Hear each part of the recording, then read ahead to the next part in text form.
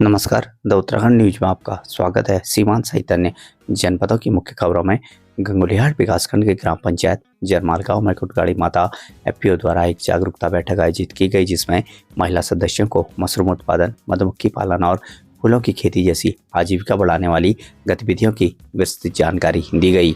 FPO प्रतिनिधियों ने बताया कि इन गतिविधियों के माध्यम से महिलाएं कम लागत में अच्छा मुनाफा कमाकर स्वयं को आर्थिक रूप से मजबूत बना सकती हैं। बैठक में उद्यान विभाग के सहयोग से आगामी प्रशिक्षण कार्यक्रम शुरू करने और आवश्यक संसाधन उपलब्ध कराने पर भी चर्चा की गई।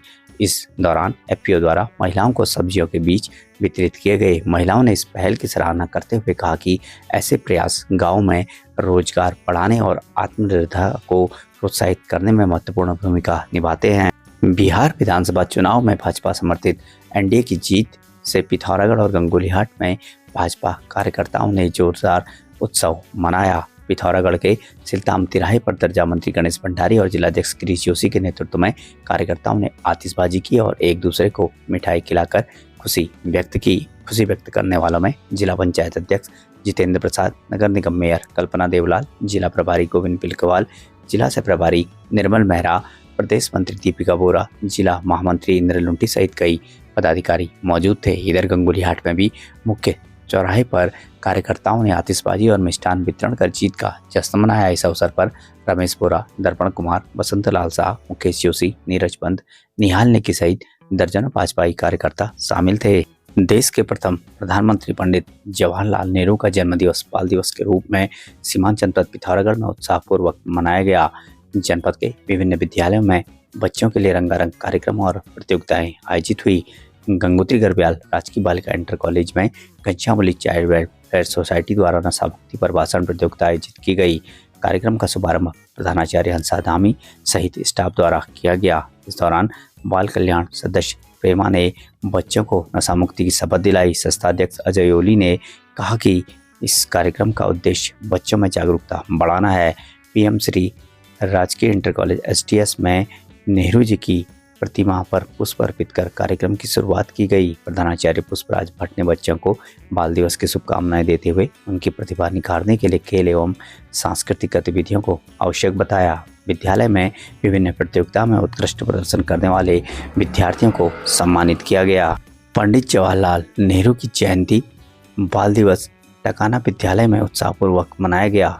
जिलाध्यक्ष मुकेश पंत की अगुवाई में कांग्रेसियों ने नेहरू द्वारा भारत को उन्नति के मार्ग पर ले जाने में निभाई गई महत्वपूर्ण भूमिका पर विस्तार से चर्चा की। कार्यक्रम में पूर्व दर्जा राज्य मंत्री महेंद्र लुंठी, महिला अध्यक्ष भावना नगर कोटी, पार्षद पवन पाडनी, राहुल लुंठी, वरिष्ठ नेता केदार लुंठी, यूथ अध्यक्ष अभिषेक बोरा, पीसीसी सदस्य दीपक लुंठी, पूर्व सभासद अनिल मेहरा सहित कई कांग्रेस कार्यकर्ता उपस्थित थे। अभिलाषा समिति के अंतर्गत संचालित अभिलाषा एकेडमी डीडीहाट में 21 से 23 नवंबर तक बच्चों के व्यक्तित्व विकास और रंगमंची शिक्षण पर आधारित 3 दिवसीय विशेष कार्यशाला आयोजित की जाएगी। कार्यशाला का संचालन निसर्ग संस्था लखनऊ के संस्थापक और राष्ट्रीय पुरस्कार प्राप्त रंगकर्मी ललित पोखरिया करेंगे। कार्यशाला का उद्देश्य बच्चों के बौद्धिक, भावनात्मक, संवेदनात्मक और व्यावहारिक विकास को बढ़ावा देना है। समिति के निदेशक डॉक्टर किशोर कुमार पंत ने बताया कि आधुनिक शिक्षा में संयम, धैर्य और मूल्यबोध जैसे गुणों को मजबूत करने के लिए रंगमंच प्रशिक्षण बेहद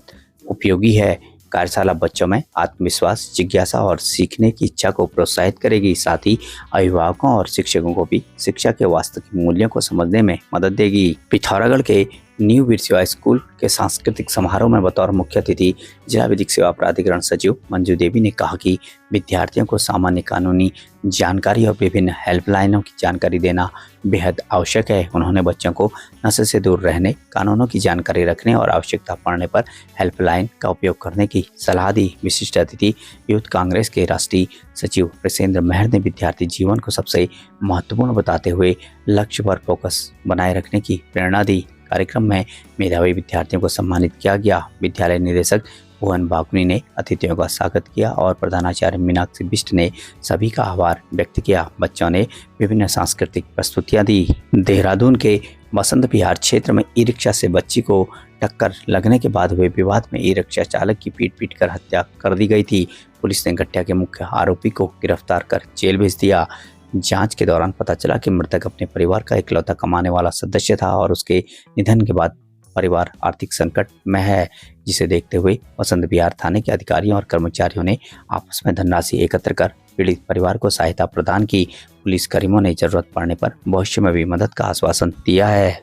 पिथौरागढ़ के जवाहर नवोदय विद्यालय की छात्रा से छेड़छाड़ और मारपीट के मामले में न्यायालय ने विद्यालय के चौकीदार महेश प्रसाद निवासी मनौली बागेश्वर को 5 वर्ष के कारावास और 20,000 रुपये अर्थदंड की सजा सुनाई है। अदालत ने उसे 3 अन्य धाराओं में भी दोषी ठहराया है। सभी सजाएं साथ साथ चलेंगी।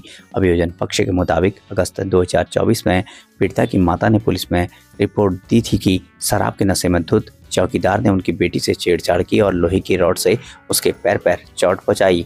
घायल बालिका को गंभीर चोट आने पर हायर सेंटर रेफर किया गया था। पुलिस जांच के बाद मामला विशेष सत्र न्यायाधीश ऑस्को शंकर राज की अदालत में प्रस्तुत किया गया। सभी पक्षों की सुनवाई के बाद अदालत ने महेश प्रसाद को दोषी करार देते हुए 5 वर्ष के कारावास और 20,000 रुपये अर्थदंड की सजा सुनाई।